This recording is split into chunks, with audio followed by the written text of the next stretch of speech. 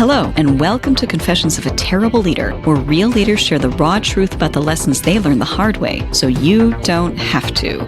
Join our host, Layci Nelson, founder of Transcend Leadership Collective and former Terrible Leader. Every leader can become worthy of being followed if they are willing to put in the work. On this podcast, we share the messy stories and behind-the-scenes reality of what the work actually entails. We welcome you to this community of revolutionary leaders who believe honest communication, healthy conflict, and building cultures of acceptance, respect, and trust are not only possible, but non-negotiable for cultivating world-class teams.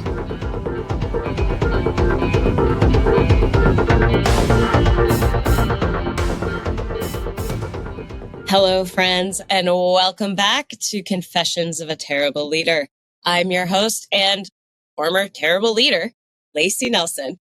I am thrilled to have Melissa Hurrington on the show today. I gotta admit up front, I'm kind of a little fangirly here, and I don't say that easily.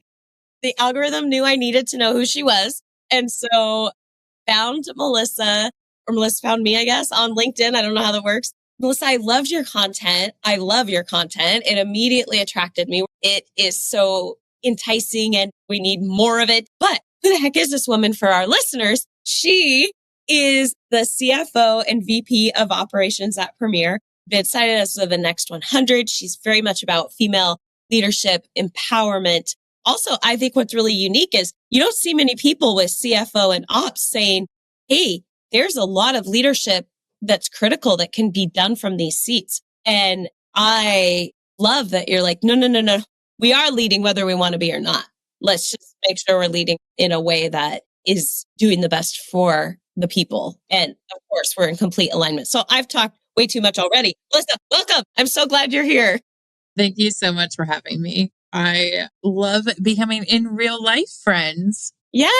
Here with some of my internet friends. Excellent. It's so fun to connect. I'm confident we're going to end up meeting up and crossing paths in real life somewhere. Sign me up. Tell us a little bit, if you want to just give our listeners a little bit about if you were going out to coffee and we were like, Melissa, what are you all about? And we're just having a not super professional networking, more of like a human to human connection, right? Yeah. What am I going to learn about you? Oh gosh, who knows where that story and conversation would go for sure. I'm down for anything, just along for the ride. But at the end of the day, I like to say I'm a wife. I'm a mom. I have a 7-year-old daughter and a 10-year-old son who are the light of my lives. And I am all of those things before I am a CFO and VP of operations. And I'm sure we would talk a lot about that. But who I am as a human is probably a little bit stubborn. A lot of willpower, a challenger, a trailblazer naturally. And I'm sure it's everything that drove my parents crazy as they were raising me. But man, I think women belong in all places where decisions are made. And that's very much who I am as a human. I am happy to fight the fight. And there is nothing more that I want to see than this glass ceiling completely shattered into pieces. That's one of my favorite conversations. My second favorite conversation is the fact that I have debilitating imposter syndrome. Every single day when I show up to work, when I show up to a podcast, whatever it may be, certainly before I step foot on a stage anywhere, I wonder if this is the moment that everybody's going to find out I have no idea what I am doing. I think probably everyone listening can relate to that, at least on some level. I know I certainly can. Oh man. Okay. So I want so many things. The oh man is so many things that I'm excited to ask you about and talk about. Let's start with in your role as CFO, as VP of operations, like you're making decisions that are impacting so many people every single day. How functionally in the nitty gritty, like day to day, because we like to speak in big, broad strokes, right? Of like, oh, we want people to bring their whole selves to work. We want them to put their family first. We want them to all of the things we know that we feel like we're supposed to say, right? As leaders that are trying to lead into this new era and really lean into respecting all people, belonging, all of those things, which I really believe in. It's so much easier to say it than it is to actually do it day to day when someone's personal needs are not in alignment with the current needs of what's happening in the organization at the moment. So how, from your seat in leadership, speak to me about how do we really do this when it gets hard? It is hard. It's not when it gets hard. It is hard. There's different degrees of hard, but man, this shit is hard 365 days a year. It doesn't matter if it's year end or budget season or whatever, your peak season for sales, whatever it may be.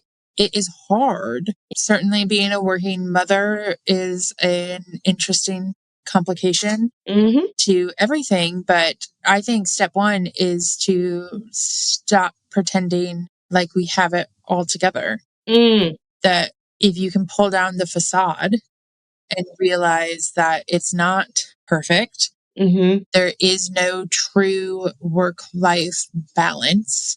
What is balance? It's a give and take, and it depends on the moment. I will say my daughter had a tonsillectomy the middle of October. We work property insurance claims at the end of the day, which means 2 hurricanes made landfall within 2 weeks of each other. That's about as peak season as you can get for us as a company. I would imagine.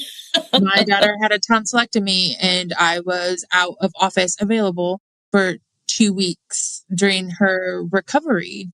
Yeah. So pulling down the facade that we have it all together, I heard this saying a long time ago. It was a video and probably TikTok or something like that. But this predates TikTok. I've never been able to find it again. So if somebody finds it, send a link to me because it's not original to me, but it was revolutionary for me. Of life is a juggling act. And it is all about, you are going to drop balls. Yep. It's going to happen. And so it is all about which of those balls are rubber and can bounce and which ones are glass and can shatter. Yes. So you can do it. You just have to be clear of what your priorities are at the time. I think the biggest thing that's got to go is this Monday through Friday, 9 to 5 culture. Yes. Life doesn't get to happen outside of Monday through Friday from 9 to 5. My daughter can't have tonsil surgery outside of those hours. You don't have mental health crises outside of those hours. You don't get sick outside of those hours. Doctors aren't even open outside of those hours, right?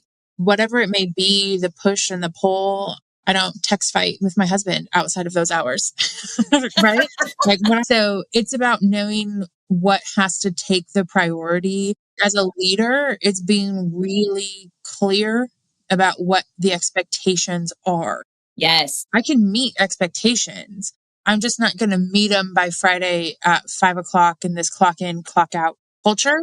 And that's what balance looks like. Yep. And it's not always negative things. My son plays travel baseball. And if there's travel baseball parents, you know. If you know, you know. It's chaos, right? I've never missed a single pitch of his games before. And his games do not happen outside of Monday through Friday from 8 to 5, from 9 to 5, whatever that may be. So I'm going to be there on a Thursday at 3 p.m. I will be there by the first pitch. And if that means I have to get out my laptop that night at 9 p.m., I'm going to meet expectations. That's easy for me as a leader. What does that look like for the people below me? Right. You have to be clear on what those expectations are and then give them the autonomy to meet them, whatever way works for them. Yeah.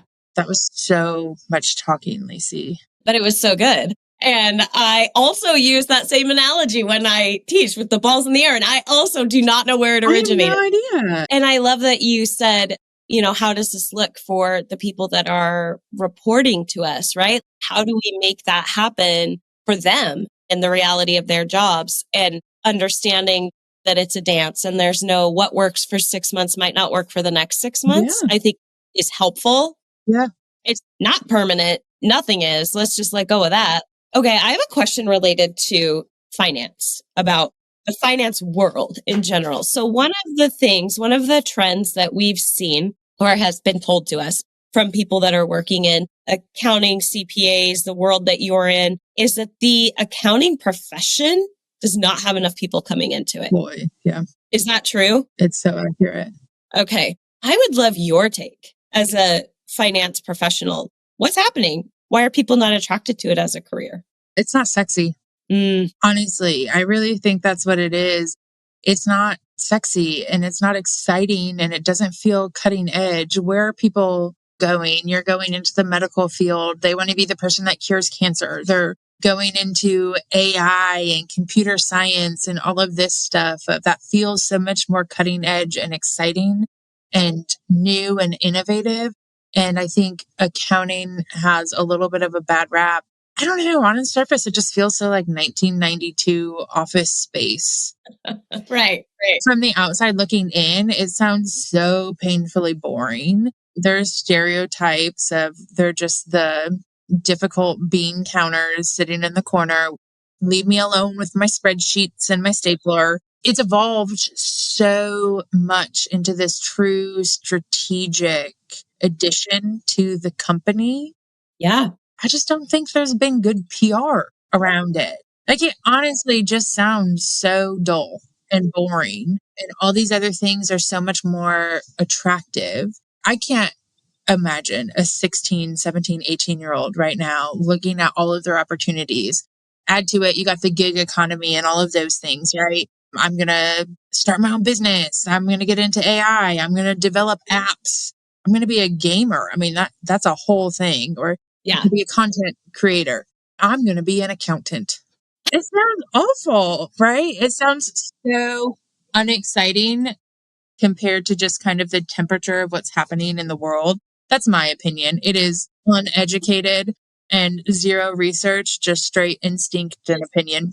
So one of the things I've heard, and I'm not in it, so I'm deferring to all of you that live and breathe this. We have heard that the old school inflexibility of butts in the seats. Yeah. And what brought it to mind is when you talked about, they need to meet expectations. If they can meet expectations, then we're fine. And it's my job to be explicitly clear about expectations. What are the outcomes I need? Not when's your butt in the seat getting the job done. Some of the opinion I've heard is the old school grind mentality that has existed in accounting and the expectations for just long, grueling, especially around tax time, horrible hours.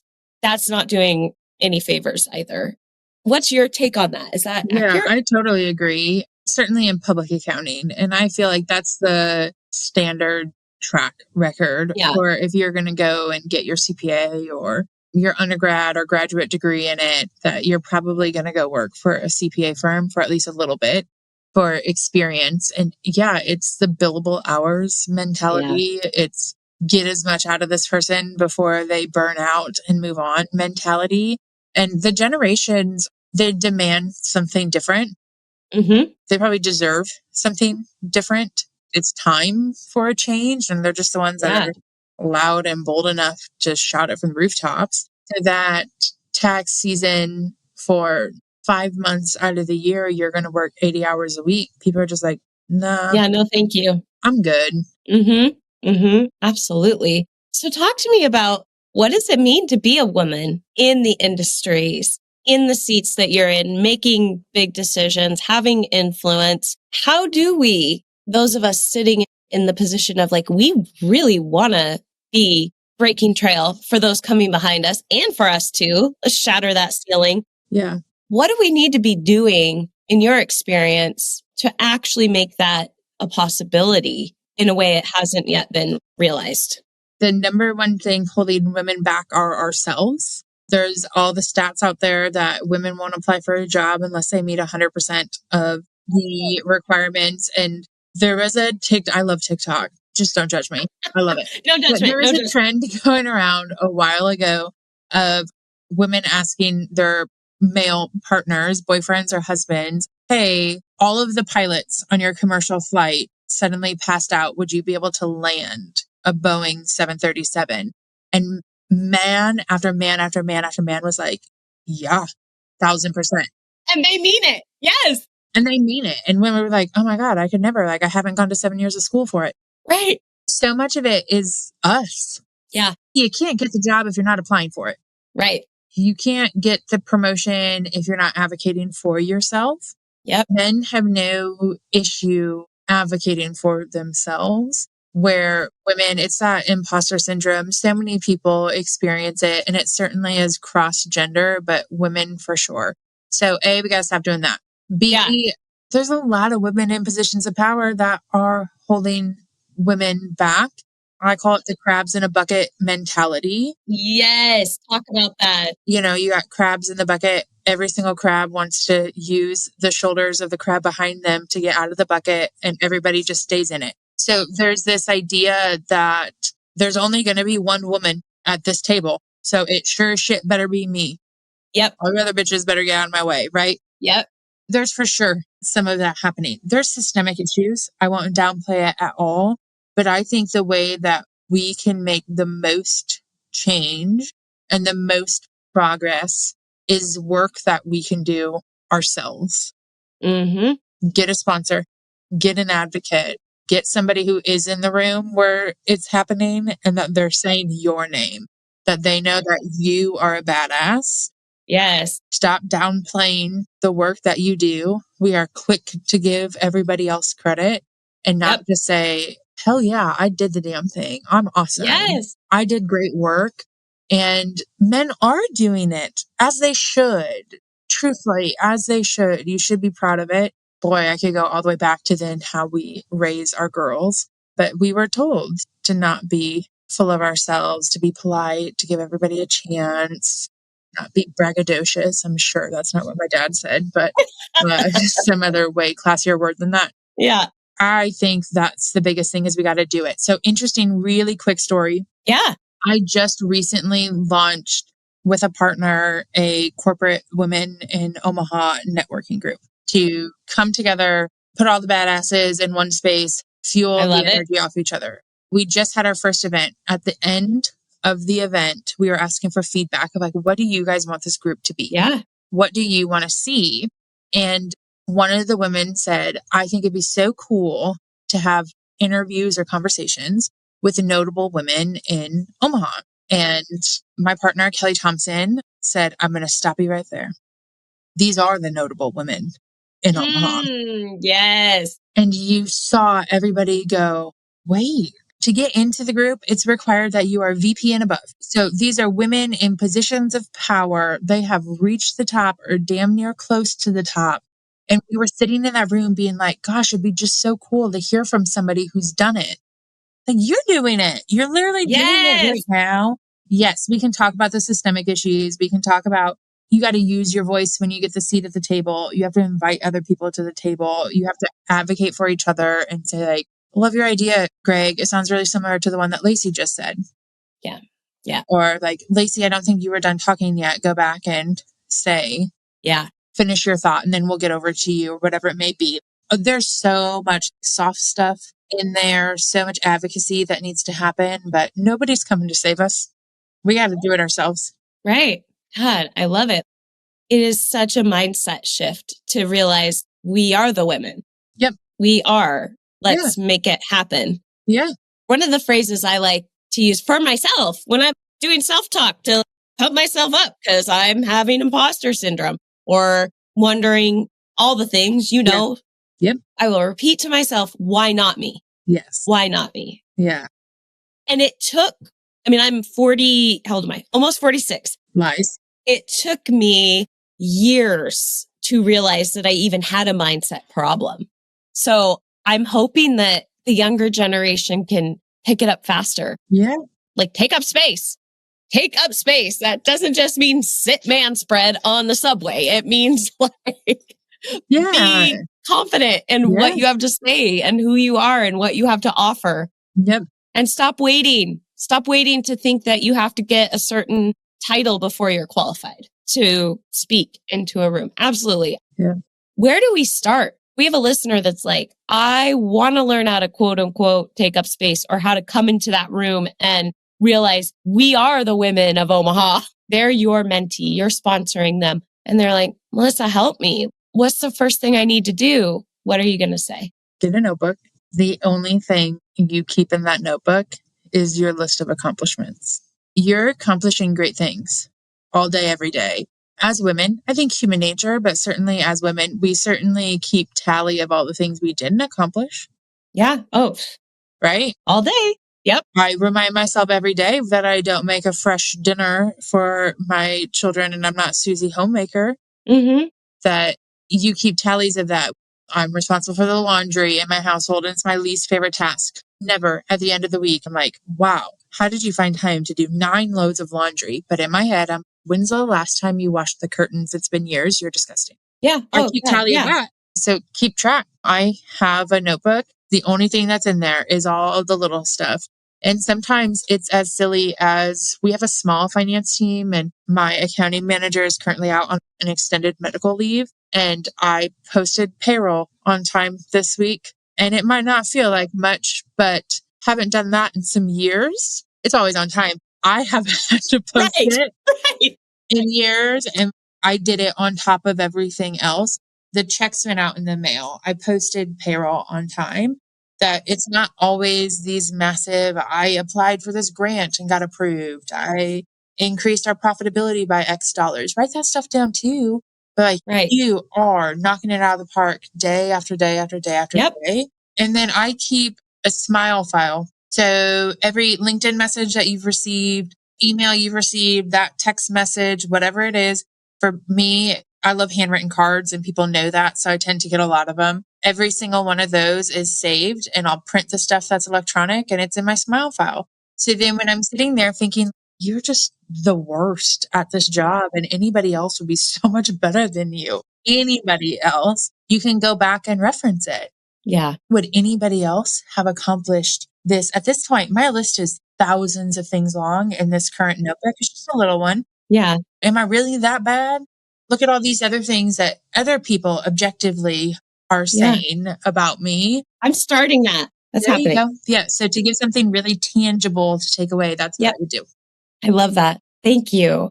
Well, it is that time to step into the confessional and share your story of a hard-earned leadership lesson, usually out of a misstep, a mistake, something you would love to not have done, but you did, and how it shaped how you lead today.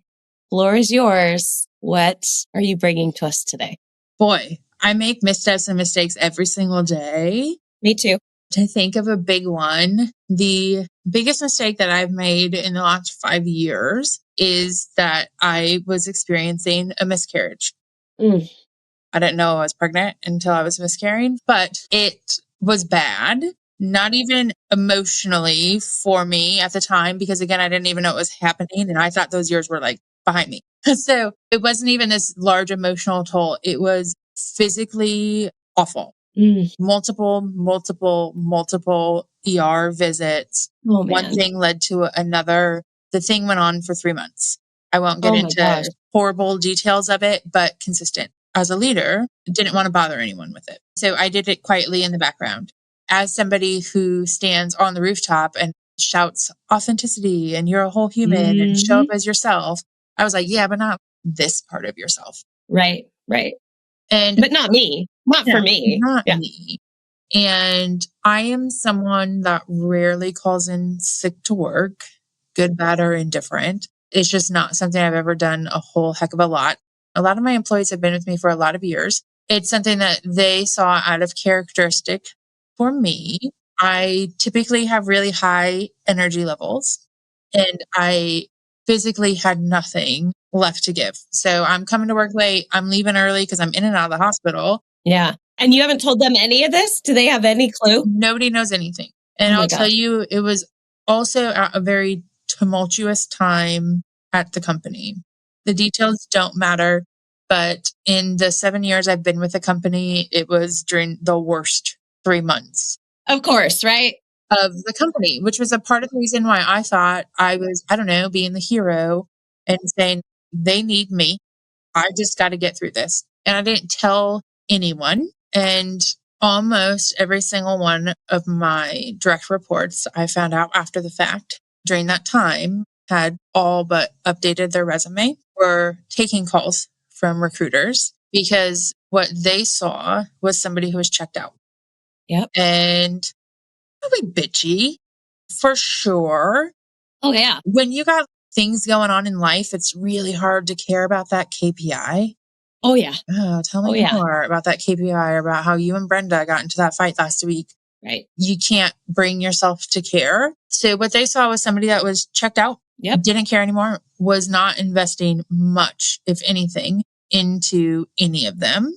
And when things got rough at the company, I didn't step up, I stepped out. Here I was thinking, I'm going above and beyond. My life Yep. is on fire. Yep. I have 0% to give, and I'm somehow finding a way to show up and give all of it. Right. All of it. Look at me over here knocking it out of the park. Yep. That hero cape flapping. Yep. Needless to say, it became one day very physically apparent that I was going through a miscarriage very publicly in front of the company at that point, and it came out. And everybody was like, whoa, Yeah. what do you mean? Now everybody knows. And after the fact, it hurt relationships of, I'm hurt. You didn't feel like you could tell me this. Yeah. I thought we had this level of trust between us, and I guess we didn't. And I was like, oh my gosh, this was a negative thing I didn't think about.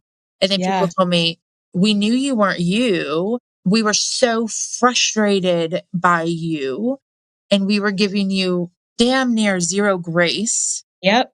Which is a lesson that they needed to learn, right? Right. They'd created a narrative that was not even close to the truth. Yep. Yeah, that like as leaders, we deserve grace as well. Yep. But they were so frustrated by me. And I just should have told them, I should have been human and said, I only have 20% to give today, but I will give you my 20%. How different that would have been than the dumpster is on fire floating down the river and you're just going to head out early. Got it. You're bailing on us. Yeah, don't worry. Yep. We'll handle it from here. So they didn't trust me. They felt like I didn't trust them enough to tell this to them. They thought I was checked out. But ultimately, all of that to say, I talk so much about seeing my employees as human. And as a leader, I wasn't showing up as human. They said, now that we know, Melissa, you just set an impossible standard for the rest of us. Yeah. Oh my God. Yes. Is that what you expect of me?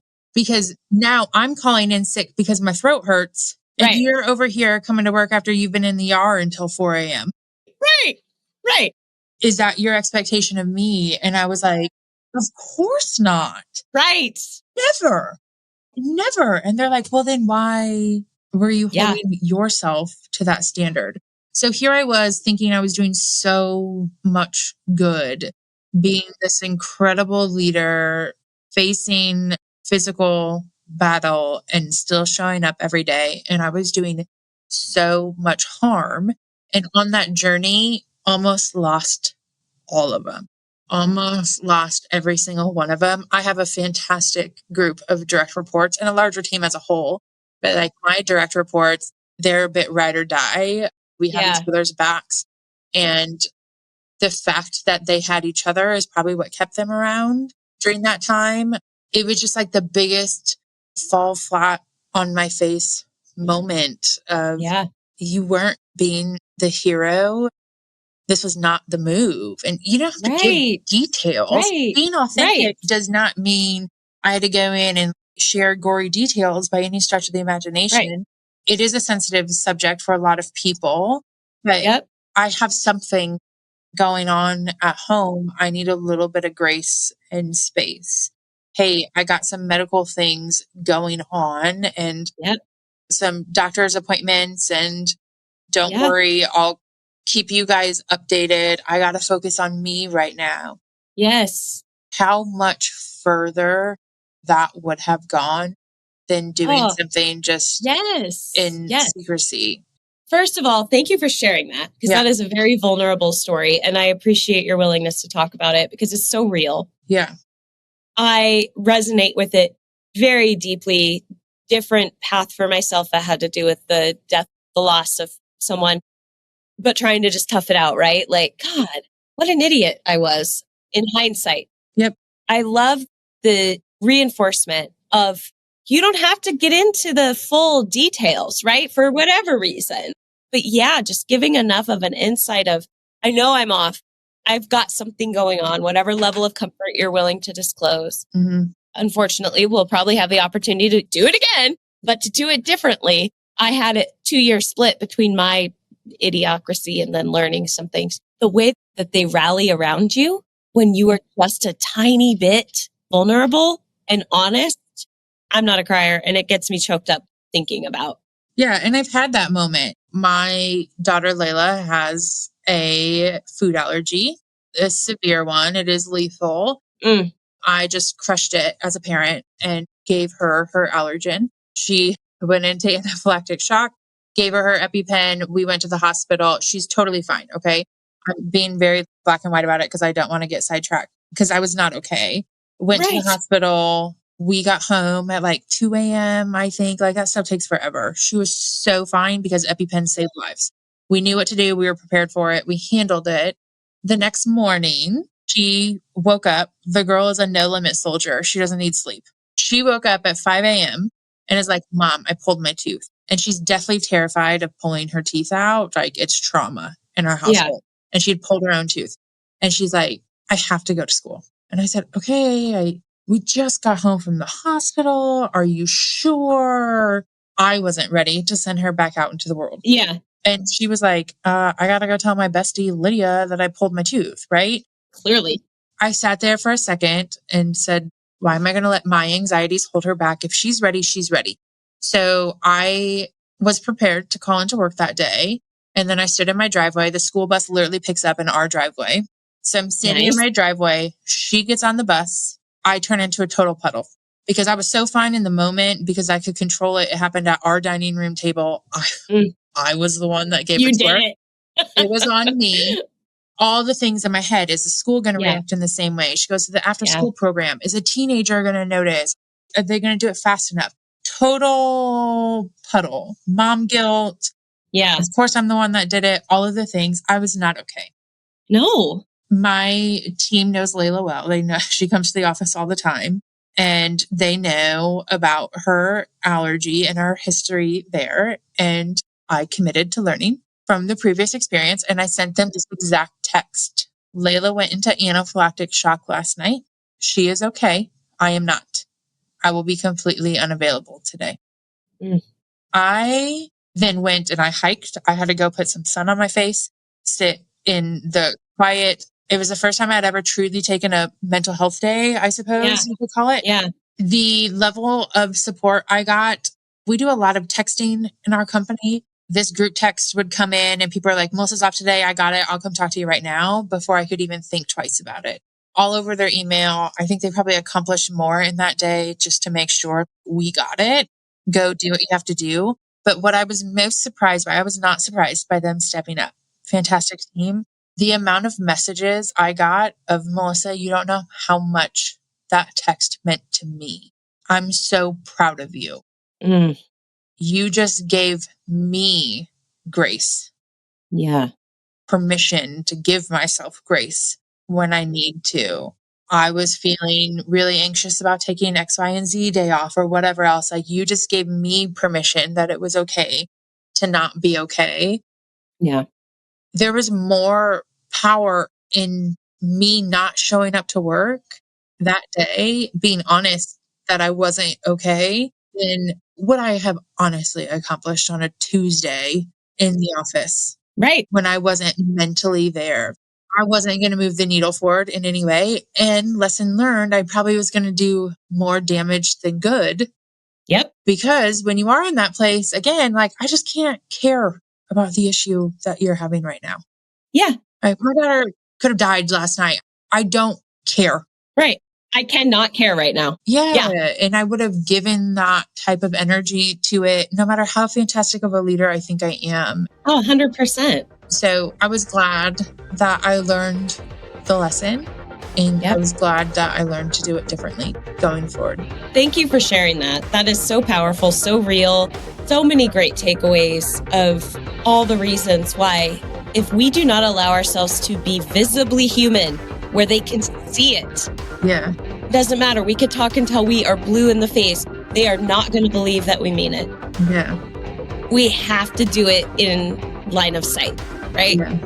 Wow, what a story. Thank you for sharing that with us. Listeners, I hope you had a couple ahas in there about yourself because, man, I know I needed this message probably 5 years ago. It's one that took me way too long to learn as a leader. Retire that cape. It's not doing any of us any favors. Thank you for sharing that, Melissa. I'm sure there are people that are like, I need more Melissa Hurrington in my life. Where can they find you? It's Melissa Hurrington with a U, Hurrington. Message me. I'll respond to you as quickly as I am able to. I like to say that we keep it spicy, keep it real, and keep it fun on LinkedIn. So come have a good time and be surrounded by other people who are equally authentic and real and fun. Yes, people, run, don't walk. It's great. I love it there. Melissa, thank you for your time today. Thank you for coming on the show. So appreciate it. I'd love to do this again in the future. Sounds good. Wonderful. All right, listeners, you got a lot to think about and absorb. I know I'm going to be soaking in this one for a while. So until next time, my friends, go manage like a leader.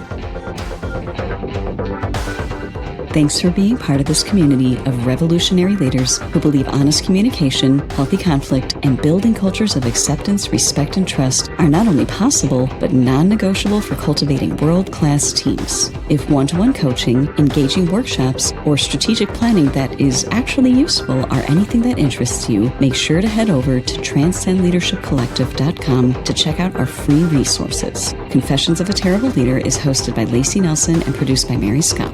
Music is by Leif Olson and Mary Scott from the band The Number of Months. Thank you so much for listening. Don't forget to like and subscribe and leave us a review. And until next time, go manage like a leader.